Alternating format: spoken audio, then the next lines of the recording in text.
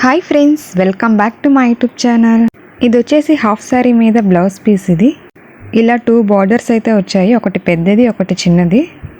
మా పాపకి లంగా జాకెట్ స్టిచ్ చేద్దామని చెప్పేసి క్లాత్ అయితే తెచ్చాను. హాఫ్ పట్టు తీసుకున్నాను. నా హాఫ్ సారీకి మ్యాచ్ అయ్యేలాగా తీసుకున్నాను. కటింగ్ చేసేసుకొని మొత్తం ఇలా అయితే పెట్టేసుకున్నాను. ఈ బార్డర్ వచ్చేసి నా బ్లౌజ్ పీస్లో చిన్న బార్డరు, పాపకు లంగాకి వేద్దామని ఉంచాను. నెక్స్ట్ అయితే నా బ్లౌజ్ కట్ చేసేసాను.